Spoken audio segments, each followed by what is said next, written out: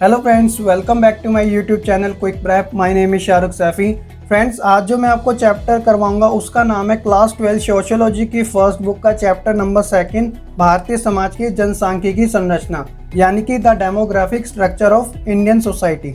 इससे पहले जो मैंने आपको चैप्टर करवाया था वो इस बुक का पहला लेसन था, जिसका नाम था इंडियन सोसाइटी, यानी कि भारतीय समाज एक परिचय के रूप में। तो दोस्तों, अगर आपने वो नहीं देखा तो आप अपनी स्क्रीन पर दिख रहा है आई बटन पर क्लिक करके इस बुक के पहले लेसन को देख सकते हैं। दोस्तों, जैसा कि आप अपनी स्क्रीन पर देख सकते हैं चैप्टर कंटेंट की लिस्ट के बारे में, तो पार्ट 1, पार्ट 2 और पार्ट 3, इसका मतलब ये है कि ये जो चैप्टर है इसके टॉपिक बहुत सारे हैं, इसलिए मैंने इसको डिवाइड किया 3 पार्ट के अंदर, जिसमें आज मैं आपको कवर करूंगा आज पहला पार्ट, और सेकंड और थर्ड पार्ट आपको जल्दी देखने को मिलेगा, जिसका लिंक मैं डिस्क्रिप्शन बॉक्स में या फिर आई बटन में डाल दूंगा, आप वहां से भी देख सकते हैं। तो आज का जो टॉपिक होगा वो होगा सबसे पहले जनसांख्यिकी क्या होती है, उसके बाद हम पढ़ेंगे जनसांख्यिकी के विषय क्षेत्र के बारे में, और इस लेसन का सबसे जो इम्पोर्टेंट क्वेश्चन जो हर बार एग्जाम में आपसे पूछा जाता है वो है मोल्थस का जनसंख्या वृद्धि सिद्धांत और उसके सिद्धांत की आलोचना के बारे में। और आज के इस चैप्टर के पार्ट 1 का जो आखिरी टॉपिक होगा उसका नाम है जनसंख्या संक्रमण सिद्धांत। तो आइए फिर शुरू करते हैं बिना किसी देरी के साथ सबसे पहले जनसांख्यिकी यानी डेमोग्राफिक के बारे में। पहला जो टॉपिक है उसका नाम है जनसांख्यिकी। तो देखिए, जनसांख्यिकी जनसंख्या का सुव्यवस्थित अध्ययन होता है। यह अंग्रेजी शब्द डेमोग्राफी का हिंदी ट्रांसलेट है, जो यूनानी भाषा के 2 शब्दों से मिलकर बना है। पहला है डेमोस, जिसका अर्थ होता है लोग, दूसरा है ग्राफिन, जिसका अर्थ होता है वर्णन करना। इस प्रकार लोगों का वर्णन करना ही इसका रियल अर्थ कहलाता है, जिसके अंदर जन्म, मृत्यु, प्रवास, लिंग अनुपात आदि का अध्ययन किया जाता है। जैसा कि आपने पहली लाइन में पढ़ा था कि जनसांख्यिकी जनसंख्या का सुव्यवस्थित अध्ययन होता है, तो ये जो सुव्यवस्थित अध्ययन होता है वो जनसंख्या के अंदर ये पता लगाता है कि कितने जन्म हुए, कितने मृत्यु हुई, कितने लोगों ने प्रवास किया तो कैसे किया, नगर से नगर किया, गांव से नगर किया, या फिर एक देश से दूसरे देश किया, और लिंग अनुपात यानी स्त्रियों और पुरुषों का लिंग अनुपात आदि का अध्ययन किया जाता है। इस प्रकार इस व्यवस्था को सुव्यवस्थित अध्ययन कहा गया। तो आई होप आपको जनसांख्यिकी के बारे में अब अच्छे तरीके से पता चल चुका होगा। दूसरा जो टॉपिक है उसका नाम है जनसांख्यिकी के विषय क्षेत्र। तो आइए फिर जानते हैं जनसांख्यिकी के विषय क्षेत्र कौन कौन से हैं। तो सबसे पहले है जनसंख्या का आकार, उसके बाद है जनसंख्या परिवर्तन, फिर जनसंख्या संरचना, और चौथा है भौगोलिक वितरण। तो आइए फिर समझते हैं सबसे पहले जनसंख्या आकार के बारे में। तो देखिए, जनसंख्या आकार में हमें क्या देखने को मिलता है, सबसे पहले शहरों का वितरण और गाँवों का वितरण। जैसा कि आप भी जानते हैं कि शहरों के अंदर जो जनसंख्या निवास करती है वो गांव की तुलना में अधिक करती है, क्योंकि शहर क्या है, औद्योगिकरण का एक पार्ट होता है, यानी यहाँ पे व्यवसाय, नौकरी, हर छोटे मोटे काम, लघु पैमाने के, बड़े पैमाने के मशीनीकरण ज़्यादा देखने को मिलता है। और वहीं दूसरी तरफ जो गांव होता है वहाँ क्या मुख्य व्यवसाय जो होता है वो कृषि होता है, इसलिए ज़्यादातर वहाँ की जनसंख्या कृषि कामों में लगी होती है और उसी के माध्यम से अपनी जिंदगी को निर्वाह करती है। दूसरा हम देखते हैं जनसंख्या परिवर्तन के बारे में। तो जनसंख्या परिवर्तन में पहला आता है जनसंख्या के आकार। तो मैंने आपको पहले बता दिया, जनसंख्या के आकार जो होते हैं वो शहरों के वितरण के आधार पर और गांव के वितरण के आधार पर होते हैं। दूसरा है जनसंख्या संरचना। देखिए, जनसंख्या संरचना के अंदर आयु संरचना, पुरुष स्त्री लिंग अनुपात, शिक्षा, स्वास्थ्य के स्तर, ये सभी चीजें आ जाती है, जो कि आपका तीसरा टॉपिक भी है। जैसा कि आप देख सकते हैं जनसंख्या संरचना, इसके अंदर आपके ये 4 टॉपिक आ जाते हैं, जिसमें आयु संरचना, पुरुष स्त्री लिंग अनुपात, शिक्षा, स्वास्थ्य का स्तर। चौथा हम देखते हैं भौगोलिक वितरण। भौगोलिक वितरण में हम देखते हैं कि जनसंख्या का भौगोलिक वितरण, इसके क्या क्या कारण पाए जाते हैं। तो देखिए, जनसंख्या में जो भौगोलिक वितरण पाया जाता है वो 3 लेवल का देखने को मिलता है, एक हाई लेवल का, एक लो लेवल का और एक मीडियम लेवल का। आप इस फोटो के माध्यम से भी देख सकते हैं जनसंख्या का भौगोलिक वितरण और उसके कारणों के बारे में भी।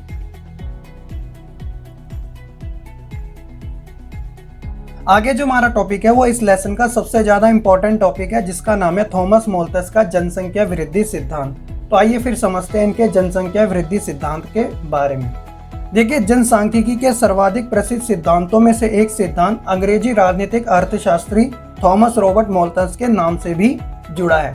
मोल्थस का जनसंख्या वृद्धि का सिद्धांत, जो कि उनके जनसंख्या विषय निबंध एसे ऑन पॉपुलेशन, जो कि 1788 में स्पष्ट किया गया था, जो कि एक निराशावादी सिद्धांत था। अब ये निराशावादी सिद्धांत इसलिए था जिसका आपको रीजन आगे पता चलेगा। थॉमस का कहना था कि मनुष्य की जनसंख्या उस दर की तुलना में अधिक तेजी से बढ़ती है जिस दर पर मनुष्य के भरण पोषण के साधन बढ़ सकते हैं। इसलिए मनुष्य सदा ही गरीबी की हालात में जीवन के लिए जीता रहेगा, क्योंकि कृषि उत्पादन की वृद्धि हमेशा ही जनसंख्या की वृद्धि से पीछे रहेगी। मोल्थस के जनसंख्या वृद्धि सिद्धांत में दो चीज़ों के ऊपर ज़्यादा गौर करने वाली बात है। सबसे पहले वह कहते हैं कि मनुष्य की जनसंख्या उस दर की तुलना में अधिक तेजी से बढ़ती है जिस दर पर मनुष्य के भरण पोषण के साधन बढ़ सकते हैं। इसी कारण वह गरीबी के हालात में जीवन जीता रहेगा, और इसका कारण इन्होंने यही बताया था कि कृषि उत्पादन की वृद्धि जो है हमेशा ही जनसंख्या की वृद्धि से पीछे रहेगी। तो आप इन चीज़ों को समझ सकते हैं कि मोल्थस जो है इस बात के ऊपर बल देने की कोशिश कर रहे हैं कि जो कृषि का उत्पादन है वो ज़्यादा होना चाहिए जनसंख्या वृद्धि से। तो आइए इन दोनों को और अच्छे तरीके से ग्राफ के थ्रू समझते हैं, जिससे कि आपको थॉमस मोल्थस का जनसंख्या वृद्धि सिद्धांत अच्छे तरीके से समझ आ सकेगा। जैसा कि पहला चार्ट आप अपनी स्क्रीन पर देख सकते हैं, जिसमें कहा गया कि जनसंख्या का विस्तार ज्योमेट्री या फिर गुणात्मक रूप से।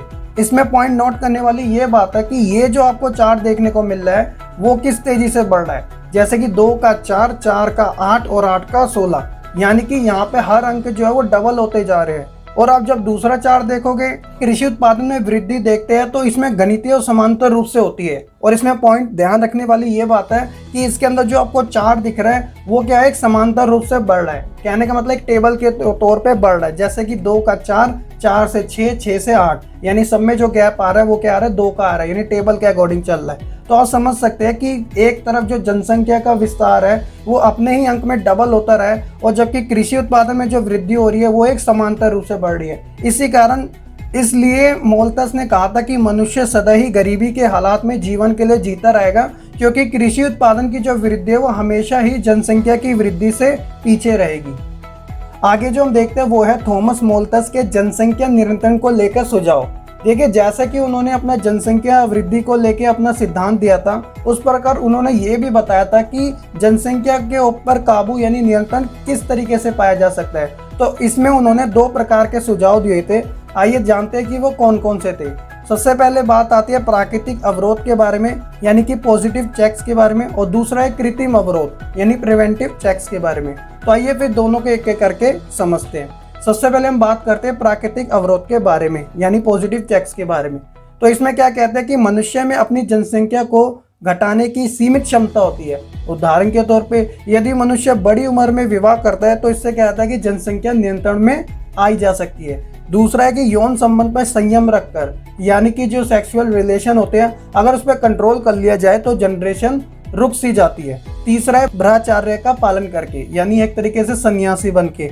तो इस आधार पर भी हम कह सकते हैं कि जनसंख्या पर नियंत्रण पाया जा सकता है। ये सुझाव थॉमस मोल्थस द्वारा दिए गए थे। दूसरा हम देखते हैं कृत्रिम अवरोध में, यानी प्रिवेंटिव चेक्स में उन्होंने क्या कहा था कि मोल्थस का विश्वास था कि प्राकृतिक आपदाएं द्वारा जनसंख्या पर नियंत्रण पाया जा सकता है। अब ये प्राकृतिक आपदाएं कैसे थी, जैसे अकाल, महामारी, भूकंप, बाढ़। तो आप भी जानते हैं कि इन प्राकृतिक आपदाओं के द्वारा लोगों की जानें बहुत जाती है, जिस कारण जनसंख्या के अंदर कमी पाई जाती है। तो आपको सुनने में पता चल रहा कि इनका सिद्धांत क्या है, थोड़ा अटपटा सा है, यानी थोड़ा नेगेटिव टाइप का है। इसलिए मैंने आपको स्टार्टिंग में बताया था कि जो मोल्थस का सिद्धांत था जनसंख्या वृद्धि को लेकर वो एक निराशावादी सिद्धांत था। तो इसका कारण ही यही था, जैसा कि उन्होंने कहा था कि अकाल, महामारी, भूकंप, बाढ़ आएगी तो इससे व्यक्ति की मृत्यु होगी, और मृत्यु होने के बाद जनसंख्या में नियंत्रण आ सकता है, यानी जनसंख्या कम होगी तो ऐसे नियंत्रण आएगा। तो ये इलॉजिकल है, निराशावादी है। तो इस कारण इसे निराशावादी कहा गया था। दोस्तों, आगे बढ़ने से पहले जैसा कि आप जानते हैं कि इस चैनल पर क्वालिटी कंटेंट, वो भी simple easy to grasp language में रेगुलरली हम पोस्ट करते रहते हैं। सो अगर आप भी अपनी स्टडी को लेकर सीरियस है और प्रिपरेशन करना चाहते हैं तो चैनल को सब्सक्राइब करो जल्दी से, ताकि फ्यूचर में कोई आप वीडियो मिस ना कर सके। आगे हम पढ़ते हैं थॉमस मोल्थस के सिद्धांत की आलोचना मार्क्सवादी और उदारवादियों द्वारा। देखिए, जो थॉमस मोल्थस ने अपना जनसंख्या वृद्धि को लेकर सिद्धांत दिया था, जो कि एक निराशावादी सिद्धांत था, तो इस बात में कोई दुराई नहीं कि इस सिद्धांत की आलोचना होना वाजिब था। तो इस प्रकार मार्क्सवादी और उदारवादियों द्वारा इस सिद्धांत की आलोचना की गई। तो आइए जानते हैं कि इन्होंने किस प्रकार से थॉमस मोल्थस के सिद्धांत की आलोचना की। मार्क्सवादी और उदारवादियों का कहना था कि आर्थिक वृद्धि जनसंख्या वृद्धि से अधिक हो सकती है, जैसा कि यूरोप में 19वीं और 20वीं सेंचुरी में हुआ था। इसमें उन्होंने क्या कहा था कि गरीबी और भुखमरी जनसंख्या वृद्धि की बजाय आर्थिक असमान वितरण के कारण फैलती है। अब आर्थिक असमान वितरण का क्या मतलब होता है? तो देखिए, मार्क्सवादी और उदारवादी कहते थे कि एक अन्यायपूर्ण सामाजिक व्यवस्था के कारण कुछ चंद अमीर लोग जो कि विलासिता जीवन का आनंद लेते हैं और जबकि बहुसंख्यक लोग गरीबी के हालातों में जीना पड़ता है। तो इनका कहने का मतलब यही था कि जो आर्थिक असमान वितरण है, यानी कि कुछ लोगों के पास इतना सारा पैसा है और बहुत सारे लोगों के पास बहुत कम पैसा है। तो यही क्या है? आर्थिक असमान वितरण है, जो कि गरीबी का और भुखमरी का सबसे ज्यादा उच्च कारण माना गया है। उनकी बजाय जनसंख्या वृद्धि कारण नहीं था। उन्होंने से यही कहा था, एक अर्थव्यवस्था के अंदर जो असमान वितरण पाया गया उसके कारण गरीबी और भुखमरी जैसी समस्याएं फैली है। तो इस प्रकार उन्होंने थॉमस मोल्थस के सिद्धांत की आलोचना की थी और उनके इस सिद्धांत को नकार दिया था। तो आई होप आपको थॉमस मोल्थस के सिद्धांत और उनके द्वारा दिए गए सुझाव और उनके सिद्धांत की आलोचना, तीनों ही टॉपिक के बारे में अच्छे तरीके से समझ आ चुका होगा। अगर आपको अभी भी कोई डाउट है तो आप हमें कमेंट करके जरूर बता सकते हैं। अगला जो हमारा टॉपिक है उसका नाम है जनसंख्या संक्रमण का सिद्धांत। तो ये वाला जो टॉपिक है वो इस लेसन के पार्ट 1 का आखिरी टॉपिक है। दोस्तों, इस टॉपिक को शुरू करने से पहले मैं आपको एक इन्फॉर्मेशन दे दूं। अगर आपको ये लेसन और अच्छे तरीके से समझना है, यानी आपको पूरा देखना है, अगर आपके पास भी ज्योग्राफी का सब्जेक्ट है तो आप अपनी स्क्रीन पर दिख रहे आई बटन पे क्लिक करके चैप्टर नंबर 2 आप देख सकते हैं, जिसके अंदर A to Z इंफॉर्मेशन इस लेसन से रिलेटेड दी गई है। और ये वाला टॉपिक भी मैंने वहाँ पे बहुत अच्छे तरीके से समझा रखा है। तो आइए फिर शुरू करते हैं जनसंख्या संक्रमण के सिद्धांत के बारे में। तो देखिए, जनसंख्या का संक्रमण जो सिद्धांत होता है वह एक अर्थव्यवस्था में आर्थिक विकास के ऊपर बल देता है, जिसके अंदर 3 अवस्थाओं को बांटा गया है। प्रथम अवस्था, दूसरी अवस्था और तीसरी अवस्था, यानी फर्स्ट, सेकंड, थर्ड स्टेज। तो आइए तीनों ही स्टेजों के बारे में हम जानते हैं। तो सबसे पहले हम बात करते हैं प्रथम अवस्था के बारे में, यानी फर्स्ट स्टेज के बारे में। तो देखिए, इसमें क्या होता है कि इस पिछड़ी अर्थव्यवस्था में जनसंख्या क्या होती है? कम होती है। जन्म दर और मृत्यु दर बहुत ज़्यादा ऊंचे देखने को मिलते हैं। लोगों का जो मुख्य व्यवसाय होता है वो कृषि होता है। प्रौद्योगिकी का स्तर, यानी टेक्नोलॉजी का जो स्तर होता है वो भी निम्न देखने को मिलता है। साथ ही जो साक्षरता होती है, यानी लिटरेसी होती है, वो भी कम देखने को मिलती है। सेकेंड स्टेज में क्या होता है कि इस अवस्था में औद्योगिक क्रांति के कारण लोगों का रहन सहन का जो स्तर है वो ऊंचा हो गया है, जिस कारण नगरों में स्वास्थ्य सुविधाएं प्राप्त होने लगी है, जिसके कारण मृत्यु दर भी धीरे धीरे कम हो गई है और जन्म दर ऊंची होने लगी है। थर्ड जो स्टेज है, इस अवस्था में जन्म दर और मृत्यु दर दोनों क्या होती है? कम देखने को मिलती है। जन्म दर घटती बढ़ती रहती है, यानी अप एंड डाउन होती रहती है। नगरीकरण में वृद्धि होती है और साथ ही तकनीकी ज्ञान उच्च स्तर का देखने को मिलता है। तो आई होप आपको तीनों स्टेजों के बारे में पता चल चुका होगा। बस इसके अंदर आपको क्या जानना है कि आपको इन्फॉर्मेशन लेनी है कि किस स्टेज में क्या हो रहा है। जैसे कि मैंने हाईलाइटेड भी कर रखा है कि फर्स्ट स्टेज में जन्म दर मृत्यु दर ऊंचे होते हैं। सेकंड स्टेज में ये क्या हो जाता है? धीरे धीरे कम होने लग जाते हैं मृत्यु दर और जन्म दर ऊंची होने लग जाती है। और तीसरी स्टेज में क्या होता है कि जन्म दर घटती और बढ़ती, यानी प्लस माइनस होती रहती है, ऋणात्मक होती है।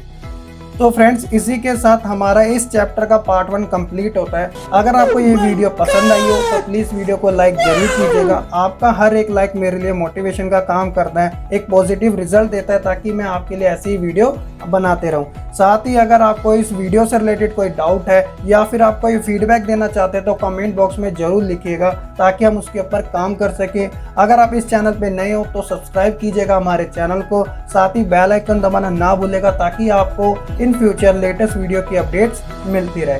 तो इस वीडियो में आज के लिए सिर्फ इतना ही। मैं मिलूंगा आपको नेक्स्ट वीडियो में।